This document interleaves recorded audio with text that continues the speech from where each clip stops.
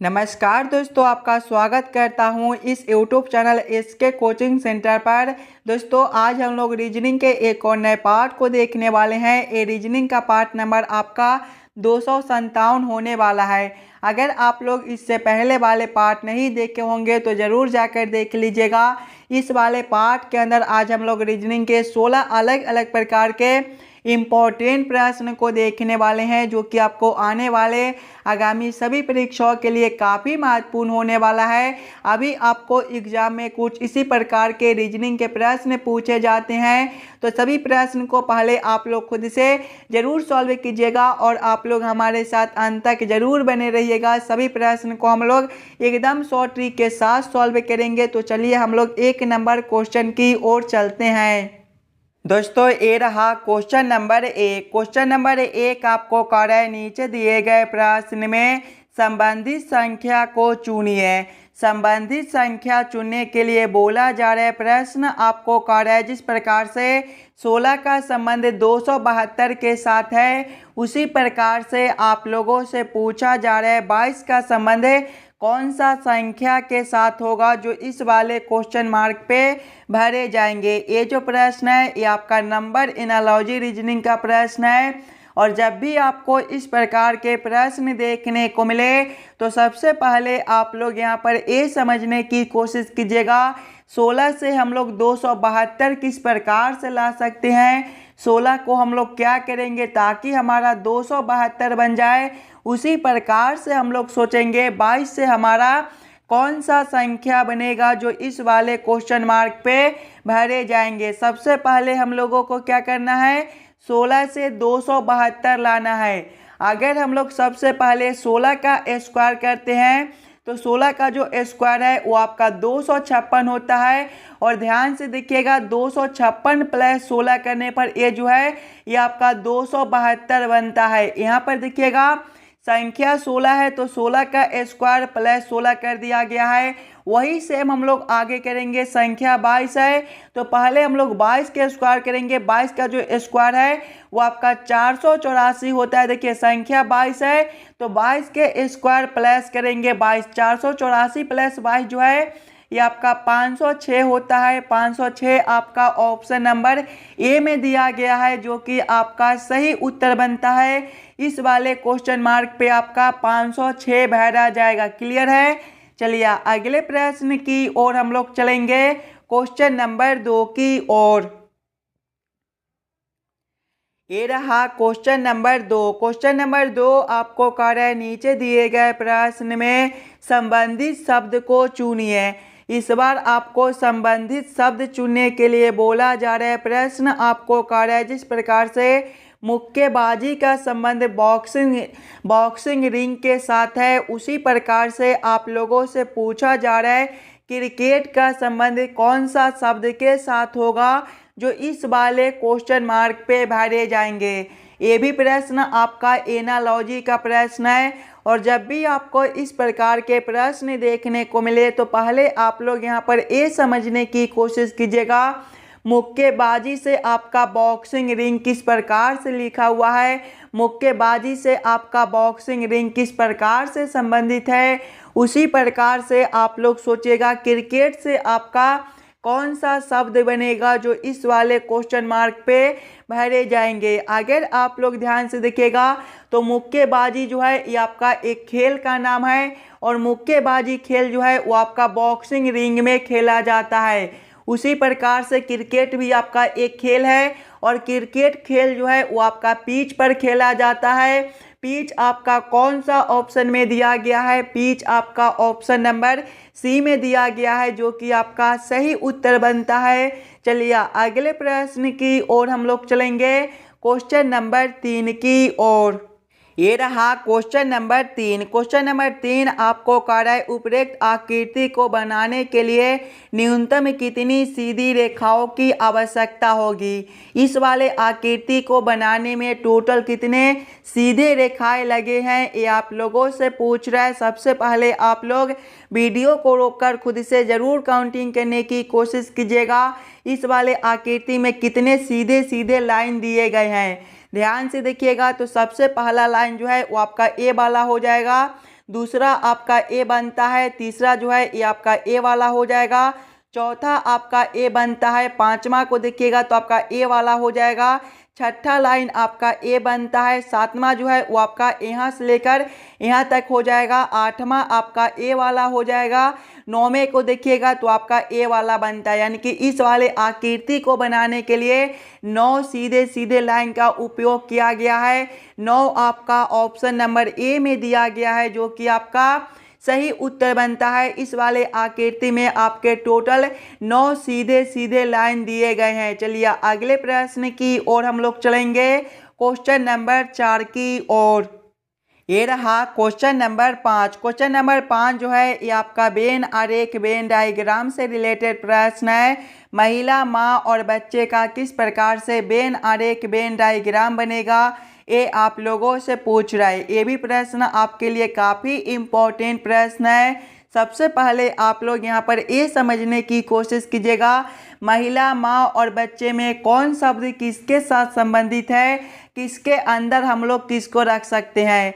अगर आप लोग ध्यान से देखिएगा तो देखिए महिला है और माँ है, सभी माँ जो है वो महिला ही होती है। यानी कि सबसे पहले हम लोग महिला के लिए एक गोला बना लेंगे और महिला के अंदर जो है वो माँ आ जाएगी। उसके बाद देखिएगा बच्चे हैं, कुछ बच्चे जो है वो आपके महिला हो सकते हैं और कुछ बच्चे आपके पुरुष भी हो सकते हैं, और बच्चे जो है वो माँ नहीं हो सकते। यानी कि इसको हम लोग इस प्रकार से रखेंगे, बच्चे और माँ को अलग अलग कर देंगे, और कुछ बच्चे आपके महिला हो सकते हैं और कुछ बच्चे आपके पुरुष हो सकते हैं। यानी कि बच्चे को हम लोग इस प्रकार से रखेंगे।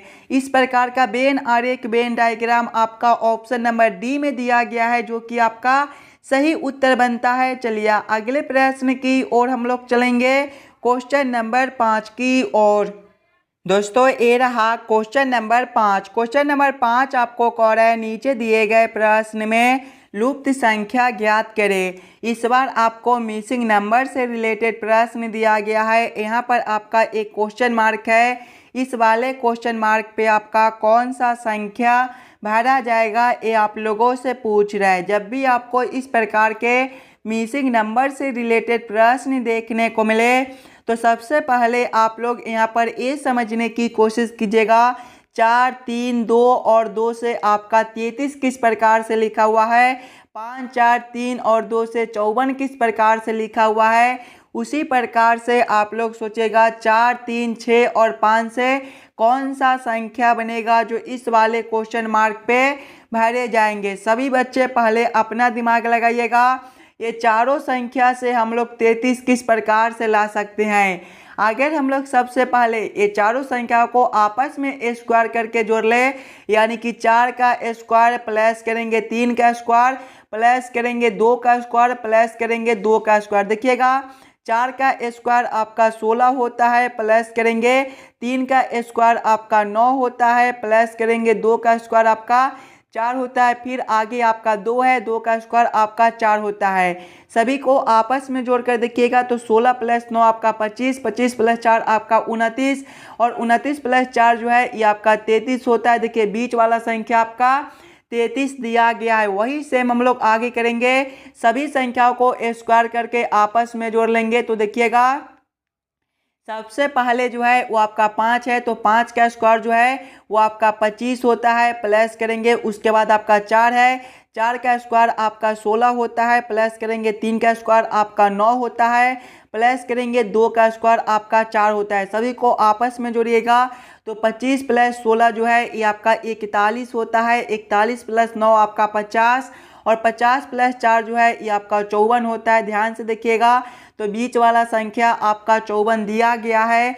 यानी कि इसी प्रकार से इस वाले प्रश्न को हम लोग सॉल्व कर सकते हैं। तो वही सेम हम लोग आगे करेंगे। सबसे पहले सभी संख्याओं को स्क्वायर करके आपस में जोड़ लेंगे। देखिएगा 4 है तो 4 का स्क्वायर करेंगे, प्लस करेंगे 3 है तो 3 का स्क्वायर प्लस करेंगे 6 है तो 6 का स्क्वायर प्लस करेंगे 5 है तो 5 का स्क्वायर। देखिएगा 4 का स्क्वायर जो है ये आपका 16 होता है, प्लस करेंगे 3 का स्क्वायर आपका 9 होता है, प्लस करेंगे 6 का स्क्वायर आपका 36 होता है, प्लस करेंगे 5 का स्क्वायर आपका 25 होता है। सभी संख्याओं को आपस में जोड़िएगा तो 16 + 9 जो है ये आपका 25 होता है और 25 + 25 जो है ये आपका 50 होता है और 50 + 36 जो है ये आपका 86 होता है। 86 आपका ऑप्शन नंबर ए में दिया गया है जो कि आपका सही उत्तर हो जाएगा। ये जो बीच वाला संख्या है वो आपका 86 बनेगा। क्वेश्चन नंबर देखिएगा तो 5 का आपका ऑप्शन नंबर ए जो है सही उत्तर हो जाएगा। चलिए अगले प्रश्न की ओर हम लोग चलेंगे, क्वेश्चन नंबर 6 की ओर। ये रहा क्वेश्चन नंबर 6। क्वेश्चन नंबर 6 आपको कह रहा है एक कोड भाषा में यदि 3 को 20, 55, 14 लिखा जाता है तो उसी भाषा में इंटर का कोड क्या होगा, ये आप लोगों से पूछ रहा है। ये जो प्रश्न है ये आपका कोडिंग डिकोडिंग से रिलेटेड प्रश्न है और जब भी आपको इस प्रकार के प्रश्न देखने को मिले तो सबसे पहले आप लोग यहाँ पर ये समझने की कोशिश कीजिएगा 3 से आपका 20, 55, 14 किस प्रकार से लिखा हुआ है, उसी प्रकार से आप लोग सोचेगा इंटर से आपका क्या कोड बनेगा। देखिए सबसे पहले आपका क्या दिया गया है, सबसे पहले जो है वो आपका TEEN दिया गया है। TEEN से हम लोग 20, 55, 14 किस प्रकार से ला सकते हैं, सभी बच्चे अपना दिमाग लगाइएगा। अगर हम लोग सभी अक्षर को ABCD के क्रमानुसार लिखते हैं तो देखिए टी जो है ये आपका 20वें नंबर पर होता है ABCD में और ई जो है ये आपका 5वें पर होता है। फिर से आपका ई है तो फिर से 5, उसके बाद एन है, एन आपका 14वें नंबर पर होता है। ध्यान से देखिएगा 20, 55, 14, 20, 55, 14 आपका यहाँ पर दिया हुआ है, यानी कि इसी प्रकार से इस वाले प्रश्न को हम लोग सॉल्व कर सकते हैं। तो वही सेम हम लोग इंटर के साथ करेंगे। इंटर जो है ये आपका ENTER से मिलकर बनता है। इसके भी सभी अक्षर को हम लोग ABCD के क्रमानुसार लिखेंगे, ABCD के क्रमानुसार लिखेंगे। देखिए ई जो है ये आपका 5वें नंबर पर होता है, एन जो है ये आपका 14वें नंबर पर होता है। आगे देखिएगा टी जो है ये आपका 20वें नंबर पर होता है। आगे आपका ई है ये आपका 5वें नंबर पर होता है। आगे आपका आर है ये आपका 18वें नंबर पर होता है। कौन सा ऑप्शन में आपका 51, 42, 0, 518 दिया गया है। ध्यान से देखिएगा 51, 42, 0, 518 आपका ऑप्शन नंबर डी में दिया गया है जो कि आपका सही उत्तर बनता है। चलिए अगले प्रश्न की ओर हम लोग चलेंगे, क्वेश्चन नंबर 7 की ओर। ये रहा क्वेश्चन नंबर 7। क्वेश्चन नंबर 7 आपको कह रहा है लक्ष्मण मेरे घर से पश्चिम की तरफ 15 किलोमीटर गया, फिर वह बाईं ओर मुड़कर 20 किलोमीटर चला, फिर वह पूरब की ओर मुड़कर 25 किलोमीटर चला तथा अंत में बाईं ओर मुड़कर 20 किलोमीटर चला। वह मेरे घर से कितनी दूर था, ये आप लोगों से पूछ रहा है। ये भी प्रश्न आपके आने वाले आगामी सभी परीक्षाओं के लिए काफ़ी इम्पोर्टेंट प्रश्न है और जब भी आपको इस प्रकार के प्रश्न देखने को मिले तो सबसे पहले आप लोग ये याद कर लीजिएगा दिशा में जो है वो आपका पूरब ए वाला दिशा होता है, पश्चिम आपका ए वाला दिशा होता है, उत्तर आपका ऊपर की ओर होता है और दक्षिण जो है वो आपका नीचे की ओर होता है। अब आप लोग प्रश्न को ध्यान से पढ़िएगा और समझने की कोशिश कीजिएगा। देखिए प्रश्न पहले आपको कह रहा है लक्ष्मण मेरे घर से पश्चिम की तरफ 15 किलोमीटर गया। देखिए पश्चिम आपका कौन सा दिशा है, पश्चिम आपका ए वाला दिशा है, यानी कि पहले लक्ष्मण ए वाला दिशा में 15 किलोमीटर चलता है। आगे प्रश्न को पढ़िएगा, फिर वह बाईं ओर मुड़कर 20 किलोमीटर चला। जब यहाँ से वह बाईं ओर मुड़ेगा तो इसका दिशा जो है ए वाला दिशा हो जाएगा, यानी कि ए वाला दिशा में वह 20 किलोमीटर चलता है। आगे प्रश्न को पढ़िएगा, फिर वह पूरब की ओर मुड़कर 25 किलोमीटर चला। देखिए पूरब आपका ए वाला दिशा है, यानी कि ए वाला दिशा में वह 25 किलोमीटर चलता है। आगे प्रश्न को पढ़िएगा, अंत में बाईं ओर मुड़कर 20 किलोमीटर चला। देखिए अंत में जो है वह बाईं ओर मुड़ता है और 20 किलोमीटर चलता है। देखिए यहाँ से जब वह बाईं ओर मुड़ेगा तो इसका दिशा जो है ए वाला दिशा हो जाएगा, यानी कि ए वाला दिशा में वह फिर से 20 किलोमीटर चलता है। आगे प्रश्न को पढ़िएगा, आगे प्रश्न आप लोगों से पूछ रहा है वह मेरे घर से कितनी दूर था।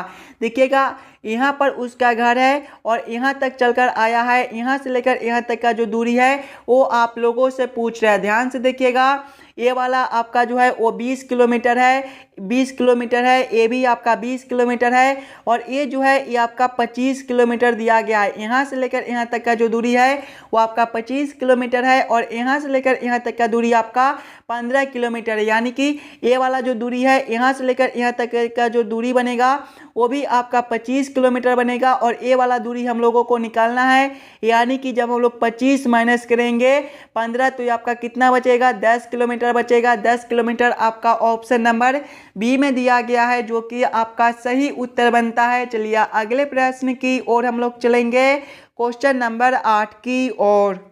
ये रहा क्वेश्चन नंबर 8। क्वेश्चन नंबर 8 आपको कह रहा है उस चित्र को चुने जो अन्य 3 से भिन्न है। यहाँ पर आपका 4 आकृति दिया गया है।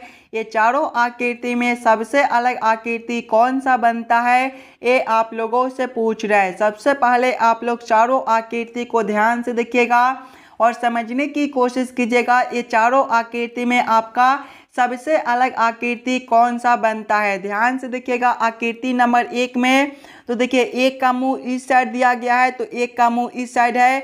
आकृति नंबर 2 में देखिएगा तो देखिए एक का मुंह इस साइड है, तो एक का मुंह इस साइड है। आकृति नंबर 3 में देखिएगा तो देखिए एक का मुंह इस साइड है, तो एक का मुंह इस साइड है। आकृति नंबर 4 में देखिएगा तो देखिए दोनों का मुंह जो है एक ही साइड कर दिया गया है, यानी कि सबसे अलग आकृति जो है आकृति नंबर 4 बनता है। आकृति नंबर 4 आपका कौन सा ऑप्शन में दिया गया है, आकृति नंबर 4 आपका ऑप्शन नंबर डी में दिया गया है, जो कि आपका सही उत्तर हो जाएगा। चलिए अगले प्रश्न की ओर हम लोग चलेंगे, क्वेश्चन नंबर 9 की ओर।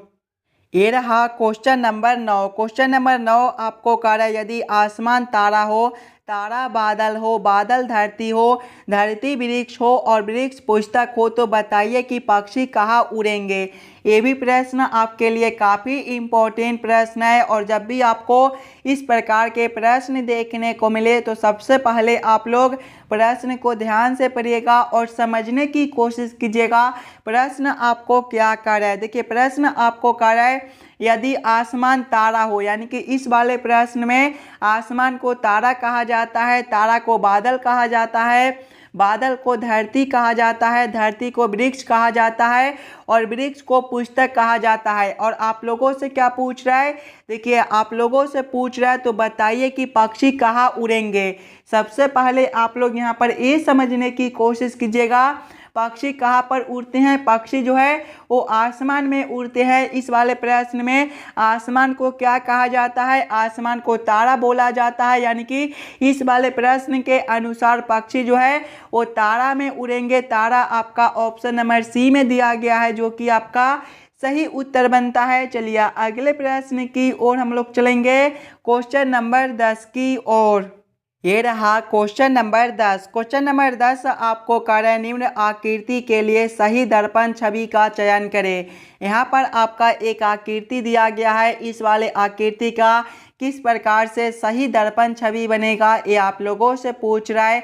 जब भी आपको दर्पण प्रतिबिंब निकालने के लिए बोले तो दर्पण प्रतिबिंब में क्या होता है कि बाएं वाले आकृति जो है वो आपके उलटकर दाएं में चले जाते हैं और दाएं वाले आकृति आपके उलटकर बाएं में चले आते हैं। यानी कि जब हम लोग इस वाले आकृति को इस प्रकार से उलटेंगे तो आपका किस प्रकार का आकृति बनेगा। ये जो आपका लाइन इस प्रकार से दिया गया है ये आपके उलटने के बाद जो है इस प्रकार से हो जाएंगे और ये जो लाइन आपके इस प्रकार से दिए गए हैं ये जो है उलटने के बाद आपके इस प्रकार से हो जाएंगे। इस प्रकार का उत्तर आकृति आपका कौन सा ऑप्शन में दिया गया है, ध्यान से देखिएगा।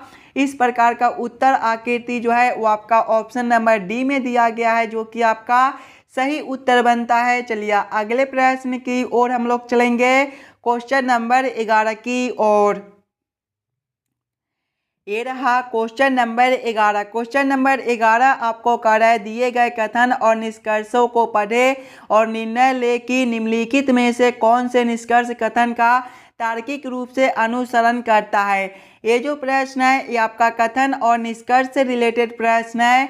और जब भी आपको इस प्रकार के प्रश्न देखने को मिले दोस्तों तो सबसे पहले आप लोग सभी कथन को ध्यान से पढ़िएगा और उस सभी कथन को आप लोग वेन आरेख वेन डायग्राम पर सेट कर लीजिएगा ताकि प्रश्न को सॉल्व करने और समझने में आपको आसानी हो। देखिए कथन ए आपको कह रहा है सभी तेंदुए शेर है। सभी तेंदुए क्या है, शेर है। इसका वेन आरेख वेन डायग्राम आपका किस प्रकार से बनेगा, सभी तेंदुए शेर है, यानी कि शेर के अंदर जो है वो आपके तेंदुए हो जाएंगे। ये जो आरेख है ये आपका शेर के लिए हो जाएगा, तो आप लोग यहाँ पर शेर भी लिख लीजिएगा ताकि आपको समझने में कोई दिक्कत ना हो। ये जो आरेख है ये आपका शेर के लिए है और शेर के अंदर जो है वो आपके तेंदुए हो जाएंगे, यानी कि ये जो आरेख है ये आपका तेंदुआ के लिए हो जाएगा। तो आप लोग यहाँ पर तेंदुआ भी लिख लीजिएगा ताकि आपको सॉल्व करने में कोई दिक्कत ना हो। आगे कथन को पढ़िएगा। आगे कथन आपको कह रहा है कुछ तेंदुए कुछ बाघ तेंदुए है। कुछ बाघ क्या है? तेंदुए है, यानी कि इसका आरेख जो है कुछ इस प्रकार से हो जाएगा। ये जो आरेख है ये आपका बाघ के लिए हो जाएगा, तो आप लोग यहाँ पर बाघ भी लिख लीजिएगा। अब आप लोग इस वाले वेन आरेख वेन डायग्राम के आधार पर निष्कर्ष को सही या फिर गलत कीजिएगा। देखिए निष्कर्ष एक आपको कह रहा है कुछ बाघ शेर है। कुछ बाघ क्या है? शेर है। ध्यान से देखिएगा, तो शेर के लिए आरेख आपका यहाँ पर है और बाघ के लिए आरेख आपका यहाँ पर है। ये दोनों आरेख आपके आपस में कुछ जुड़े हुए हैं, यानी कि कुछ बाघ आपके शेर हो सकते हैं। ये निष्कर्ष आपका सही निकलता है। निष्कर्ष 2 को देखिएगा, कोई शेर बाघ नहीं है। कोई शेर क्या है? बाघ नहीं है। ध्यान से देखिएगा, तो शेर के लिए आरेख आपका यहाँ पर है और बाघ के लिए आरेख आपका यहाँ पर है। ये दोनों आरेख आपके आपस में कुछ जुड़े हुए हैं, यानी कि कुछ शेर आपके बाघ हो सकते हैं, यानी कि ये जो निष्कर्ष है ये आपका गलत हो जाएगा। केवल निष्कर्ष एक आपका सही निकलता है। कौन सा ऑप्शन में केवल निष्कर्ष एक को सही किया गया है?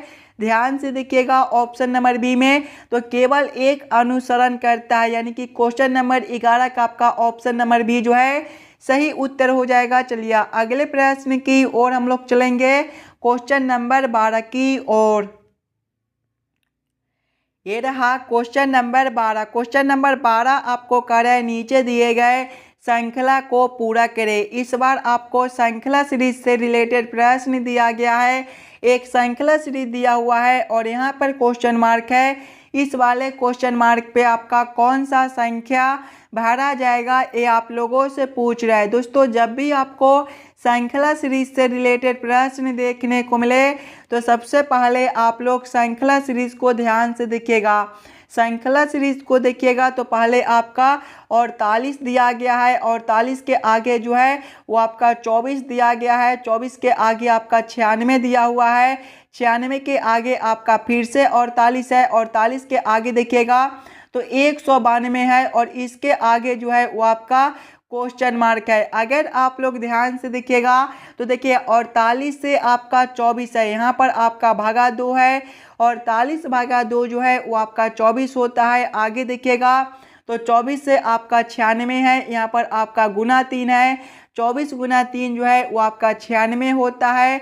आगे देखिएगा तो 96 से आपका 48 है, यहाँ पर आपका फिर से भागा 2 है, 96 भागा 2 जो है वो आपका 48 होता है। आगे देखिए तो 48 से आपका 192 है, यहाँ पर आपका फिर से गुना 3 है, 48 गुना 3 जो है ये आपका 192 होता है और आगे आपका क्वेश्चन मार्क है। ध्यान से देखिएगा तो भागा 2 है गुना 3 है, भागा 2 है गुना 3 है, यानी कि एक बार भागा 2 करता है तो एक बार गुना 3 करता है। यहाँ पर आपका गुना 3 है तो अगला आपका भागा 2 हो जाएगा।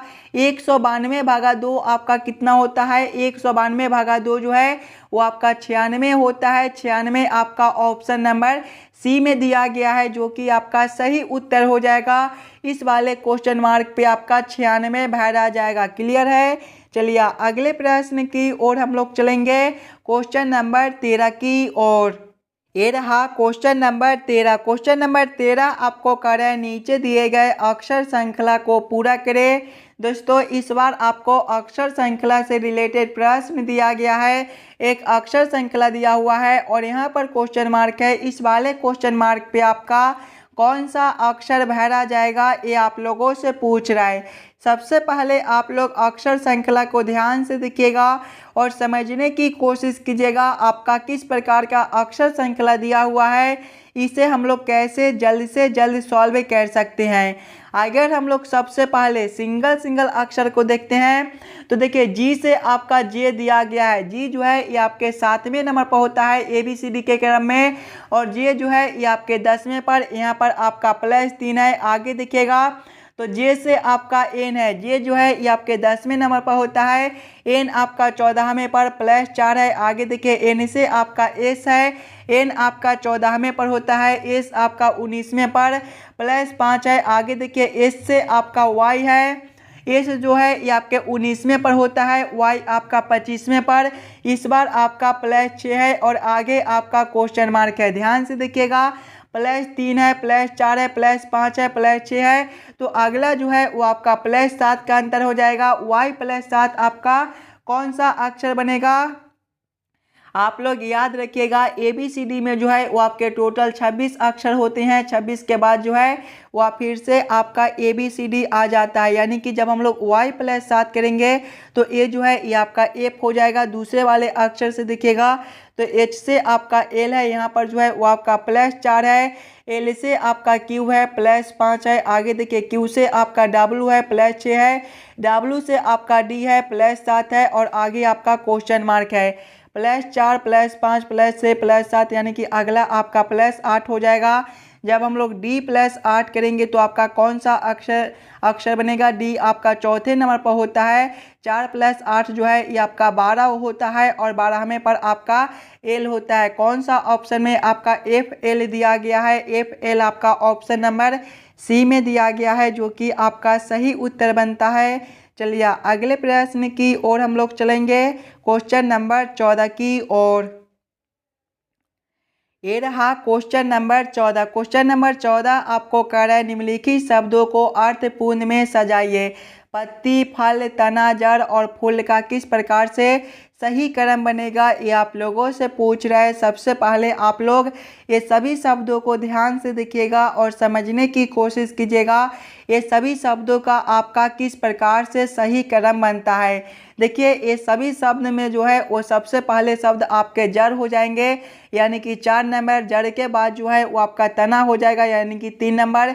तना के बाद जो है वो आपका पत्ती हो जाएगा, यानी कि 1 नंबर। पत्ती के बाद जो है वो आपका फूल हो जाएगा, यानी कि 5 नंबर।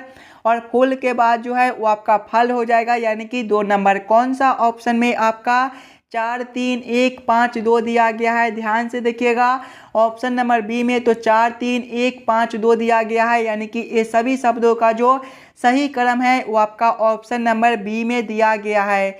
चलिए अगले प्रश्न की ओर हम लोग चलेंगे, क्वेश्चन नंबर 15 की ओर। ये रहा क्वेश्चन नंबर 15। क्वेश्चन नंबर 15 आपको कह रहा है एम एन का बेटा है, ओ एन का पिता है, पी एम का पिता है, एन पी से कैसे संबंधित है, ये आप लोगों से पूछ रहा है। ये भी प्रश्न आपके लिए काफ़ी इम्पोर्टेंट प्रश्न है और जब भी आपको इस प्रकार के ब्लड रिलेशन से रिलेटेड प्रश्न देखने को मिले तो सबसे पहले आप लोग प्रश्न को ध्यान से पढ़िएगा और समझने की कोशिश कीजिएगा। देखिए प्रश्न पहले आपको कह रहा है एम एन का बेटा है। एम कौन है? एन का बेटा है। बेटा है मतलब एक पीढ़ी नीचे का है, यानी कि एन से नीचे हम लोग किसको रखेंगे?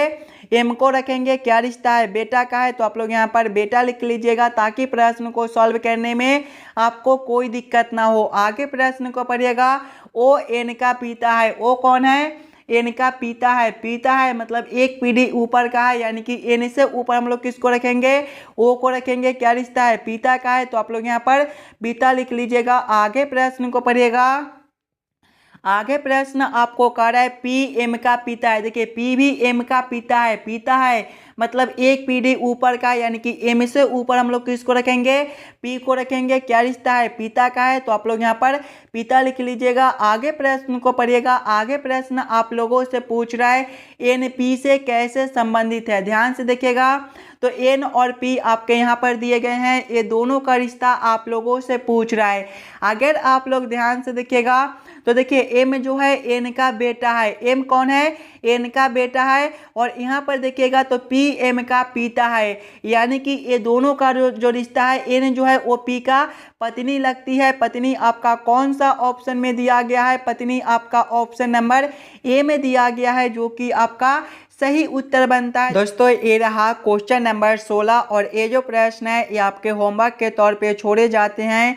एकदम आसान सा प्रश्न है, तो इस वाले प्रश्न को आप लोग खुद से ज़रूर सॉल्व कीजिएगा और आप लोग हमें ज़रूर कमेंट करके बताइएगा कि आज के 16 प्रश्न में से आप लोग कितने प्रश्न को खुद से सॉल्व किए हो। अगर आपको किसी भी प्रश्न में कहीं पर भी कोई दिक्कत हो तो हमें ज़रूर कमेंट कर दीजिएगा। चलिए हम लोग मिलते हैं आपसे अगले वीडियो में। धन्यवाद।